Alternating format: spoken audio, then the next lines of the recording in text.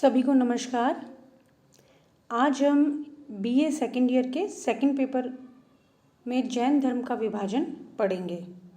विद्यार्थियों, इससे पूर्व का जो वीडियो था इसमें हमने जैन धर्म की जो विशेषता है उनको बारे में जाना, महावीर स्वामी की जीवनियों को जाना, विभिन्न प्रकार की शब्दावली हैं उनको जाना। उसके पश्चात अब हम जैन धर्म के विभाजन के बारे में जानते हैं।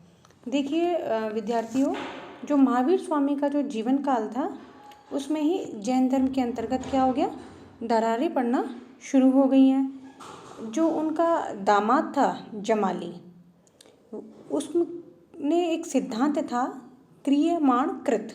ये जो सिद्धांत था इसको लेकर के मतभेद हो गया और वो स्वयं क्या हो गया, जैन संघ से अलग हो गया।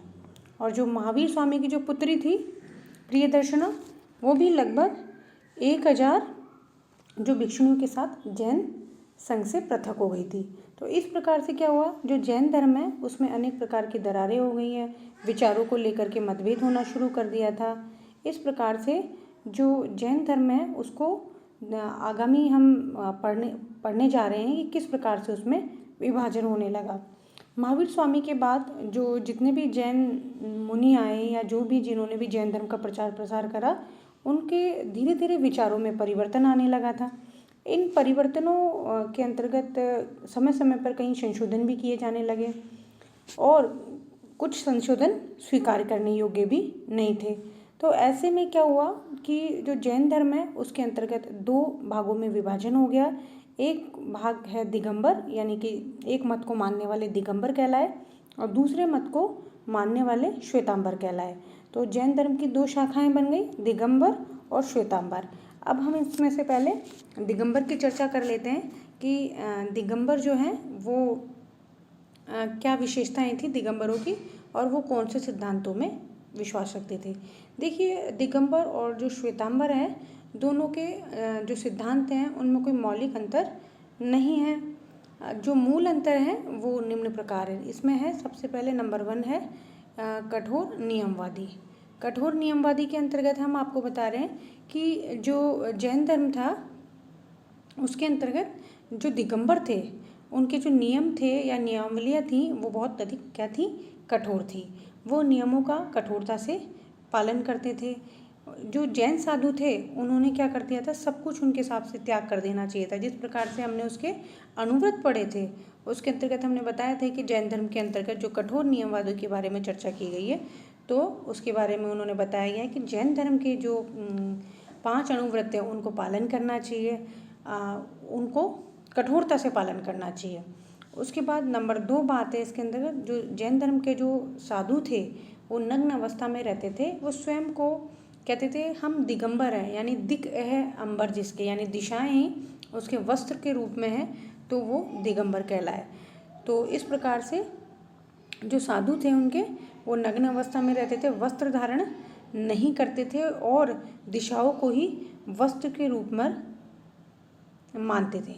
नंबर 3 बात उन्होंने कही है कि स्त्री को निर्वाण प्राप्ति संभव नहीं है।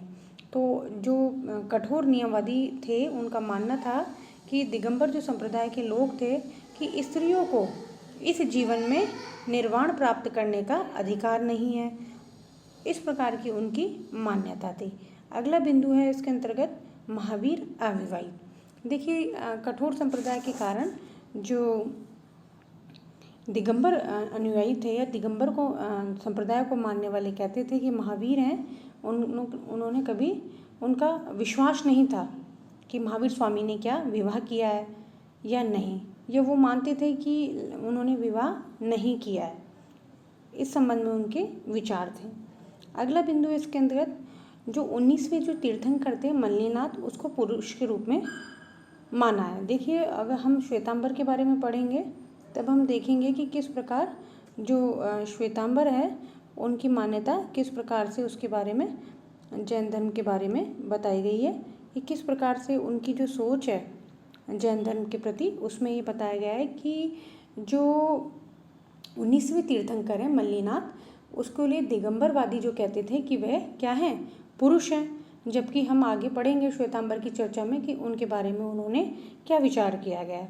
इसके अलावा अन्य और बिंदु हैं जिसके अंतर्गत दिगंबर लोग मानते थे कि यदि व्यक्ति अगर केवल्य ज्ञान प्राप्त कर लेगा तो केवल्य ज्ञान प्राप्त करने के पश्चात उसे किसी भी प्रकार का आहार ग्रहण करने की आवश्यकता नहीं है, उस व्यक्ति को निराहार रहना चाहिए। इस प्रकार से जैन धर्म के जो दो विभाजन हुए, तो अब हमने दिगंबरों के बारे में पढ़ लिया है कि दिगंबर संप्रदाय के लोग या दिगंबर जो साधु हैं वो किस प्रकार से बात करते थे। अब हम बात करते हैं श्वेतांबर के बारे में।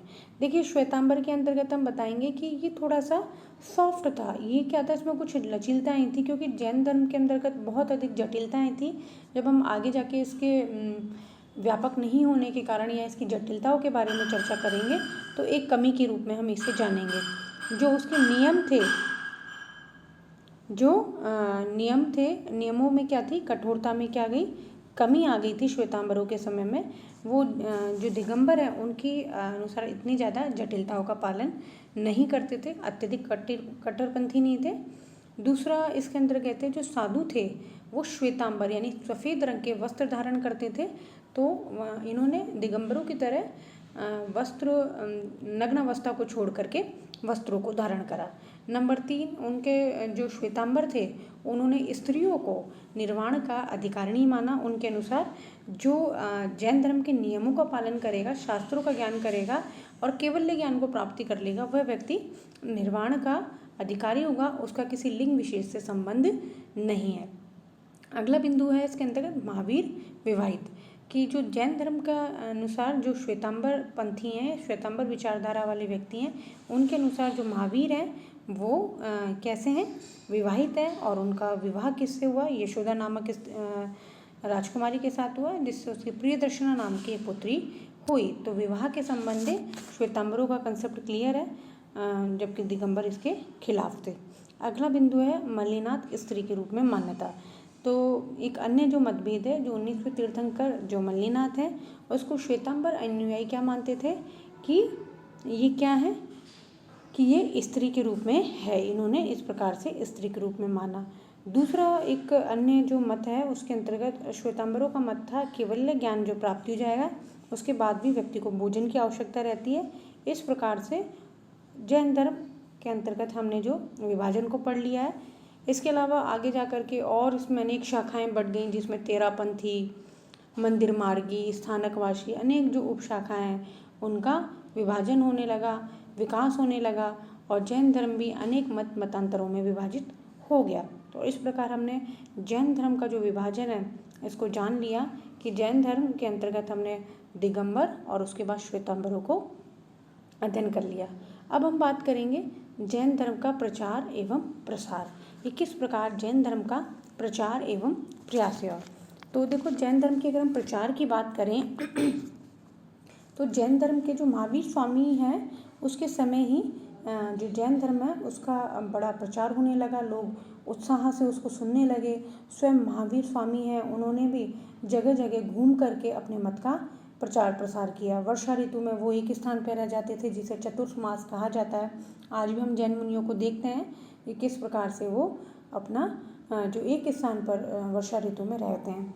दूसरी बात, सबसे इम्पोर्टेंट जैन धर्म के प्रचार प्रसार होने के कारण कि वैदिक संस्कृत या वैदिक धर्म की जो जटिलता है उनके बजाय उन्होंने पाली भाषा की जो आम जन की भाषा थी उस भाषा का प्रयोग करा और अपने जो उस भाषा में ही अपने सिद्धांतों का प्रचार प्रसार किया, जिससे आम आदमी को भी जैन धर्म की जो सिद्धांत है, जैन धर्म की जो विशेषता है या व्यक्ति या आत्मा परमात्मा के संबंध में जो विचार है उनको लोग बाग साधारण भाषा के अंतर्गत जानने लगे। इसके अलावा इस धर्म के शीघ्र प्रचार प्रसार होने का एक महत्वपूर्ण कारण है क्या है कि इसमें सामाजिक समानताएं थी। वैदिक धर्म के अंतर्गत हमने आपसे बताया कि वहाँ चतुर्वर्ण व्यवस्था थी और उत्तर वैदिक काल के अंतर्गत इसमें जटिलता आने लग गई कि कर्म के आधार पर नहीं होकर के जन्म के आधार पर, जिसमें अनेक प्रकार की विषमताएं भी हमने देखी। तो सामाजिक समानताओं की भावना, इसके अलावा स्त्रियों के लिए भी इसके अंतर्गत जो बात बताई गई है उसके बारे में भी कि स्त्रियों भी जो है, अगर हम श्वेतांबर संप्रदाय की बात करें तो महिलाओं को भी जो निर्वाण का अधिकारी माना है, और 19वें जो तीर्थंकर है मल्लिनाथ है, उनको स्त्री के रूप में भी माना है। तो जबकि आपको पता है कि तीर्थंकर जो है जैन धर्म है उसमें सबसे ऊपर उनका स्थान है। इसके अलावा जो है महावीर स्वामी हैं, उन्होंने अनेक जो जैन संघ है उनको स्थापित करे, और अनेक जो बड़े बड़े आपने जिन्होंने साहित्यों की रचना करी, अनेक विद्वान हैं, उन्होंने इसमें अपना महत्वपूर्ण योगदान दिया, जिसके अंदर इंद्रभूति, अग्निभूति, वायुभूति, भद्रबाहु, जिनसेन, गुणबंद्र, हेमचंद्र सूरी जैसे बड़े बड़े जो महान विद्वान हैं, उन्होंने विविध ग्रंथों की क्या करी, इसमें रचना की, और रचना के बाद उनका इस रचनाओं के माध्यम से भी जैन धर्म का बहुत अधिक प्रचार प्रसार हुआ। देखिए, आप ये बात और बताना चाहेंगे कि महावीर स्वामी स्वयं एक राजा के पुत्र थे, राजवंशीय थे। तो उस समय के जो अनेक जो राजवंश थे उनके साथ उनके पारिवारिक संबंध थे, और जो अनेक उनकी सफलता ब्राह्मणों के विरुद्ध क्षत्रियों की सफलता थी।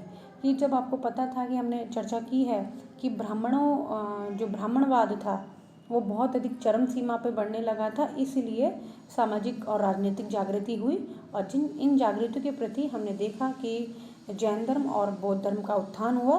तो फलस्वरूप अनेक जो राजवंश हुए, तो उन राजवंशों ने भी जैन धर्म को क्या किया, प्रश्रय दिया। इन राजाओं के अंतर्गत महावीर स्वामी के समकालीन मगध के राजा बिंबिसार, अजातशत्रु, उनके उत्तराधिकारी उदयन ने इस धर्म को संरक्षण दिया। इसके अलावा अवंती, वत्स, अंग, चंपा, अनेक जो राज्य हैं उनके शासकों ने भी इसके प्रचार प्रसार में राजकीय सहयोग दिया।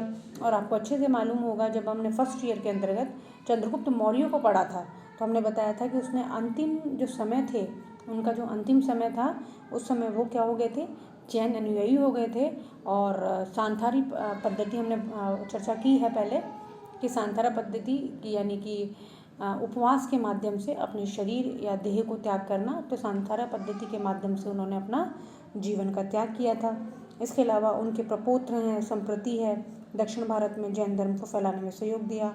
इसके अलावा गुजरात के सोलंकी राजा है, कलिंग राजा खारवेल है, दक्षिण भारत के अंदर गंग, चालुक्य, राष्ट्रकूट आदि जो अनेक नरेश है, अनेक राजा हैं, उन्होंने इसके विकास में बहुत बड़ा योगदान दिया। अब हम बात करते हैं कि जैन धर्म के व्यापक नहीं होने के कारण या जैन धर्म के बहुत अधिक फैलाव नहीं होने के कारण, या बौद्ध धर्म की तुलना में हम बाद में पढ़ेंगे कि बौद्ध धर्म जब हम पढ़ेंगे कि बौद्ध धर्म की तुलना में जैन धर्म ज़्यादा व्यापक क्यों नहीं हो पाया। देखिए, हम बात कहना चाहेंगे कि जो जैसे जैसे आने वाले समय में क्या हुआ कि जब राजपूत काल आने लगा, तो वापस से अनेक जो देवता है या अनेक देवीय संकल्पना है, शाक्त धर्म है, उसका भी विकास हुआ, जिसके कारण से जैन धर्म का एक महत्वपूर्ण कारण है कि जैन धर्म के जो फैलाव है या व्यापक नहीं होने कारण में महत्वपूर्ण भूमिका निभाई। अब हम बात करते हैं कि बौद्ध धर्म की तुलना में जैन धर्म अपना जन्म और विकास के प्रारंभिक काल में बहुत अधिक व्यापक नहीं हो पाया। इसका मुख्य कारण क्या था? धर्म में दार्शनिक पक्ष की प्रधानता और आचरण संबंधी नियमों की कठोरता। ये बहुत अधिक दर्शन की बात की गई थी, और आचरणों की जो नियमों की कठोरता है, जैसे अहिंसा, नग्नता, केश लुंचन यानी कि बाल नहीं कटवाना, उसको धोना नहीं, आमरण अनशन कि जब तक व्यक्ति की मृत्यु नहीं हो जाए तब तक वो अनशन करेगा, जिससे मैंने आपको बताया संथारा पद्धति, काया कलेश, अपने शरीर को दुख देना। इसके अलावा ये जो अन्य जो सिद्धांत थे वो सामान्य जनता के लिए क्या थे, व्यवहारिक नहीं थे। जो इसके नियम थे वह बहुत अधिक कठोरतावादी थे। इस कारण से लोगों को, जनसाधारण के लिए इसे स्वीकार करना आसान नहीं था।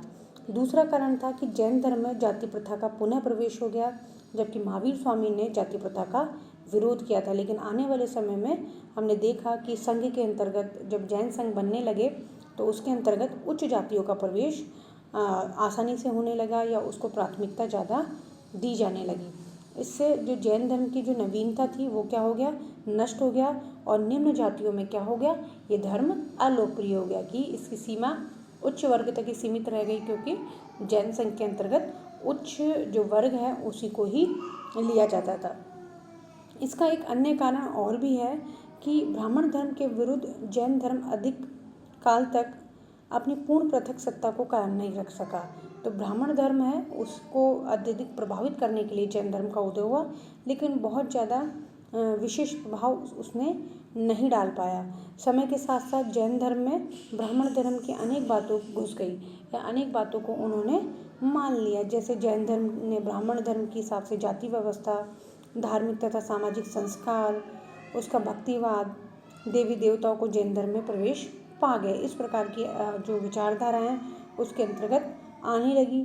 एक अन्य कारण था कि जो जैन संघ का जो संगठन था वो जनतंत्रात्मक नहीं होना था, और जो जैन संघ की जो शक्ति है प्रारंभ में कैसी थी, धर्माचार्य अथवा गणधरों के हाथों में केंद्रित होने लग गई, जिससे क्या हो गया, जो जैन संघ था वो प्रगतिशील वैधानिक व्यवस्था में उसमें अभाव होने लगा। इस प्रकार से क्या हो गया कि जो जैन धर्म है वो व्यापक नहीं हो पाया। इसके अलावा जो जैन धर्म में जो प्रतिभाशाली विद्वान थे उनकी कमी होने लग गई, क्योंकि इस प्रकार की विचारधाराओं से, जैसे उच्च जाति का संघ में प्रवेश, निम्न जाति का संघ में प्रवेश, इस प्रकार से जो जाति व्यवस्था है, तो इससे क्या हो गया कि जो जैन विद्वान थे उनकी कमी होने लग गई।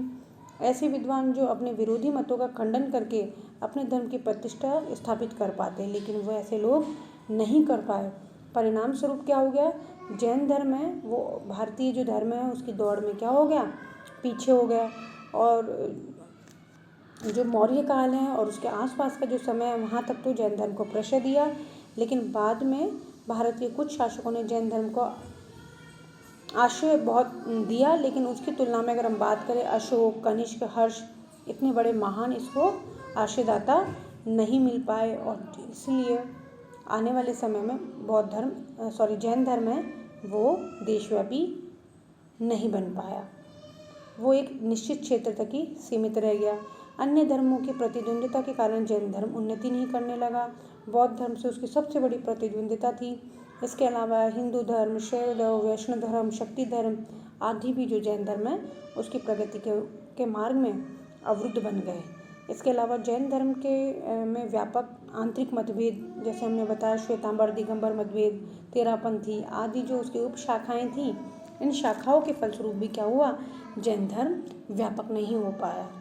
इस प्रकार हमने जैन धर्म के जो व्यापक नहीं होने के कारणों पर भी चर्चा कर ली है।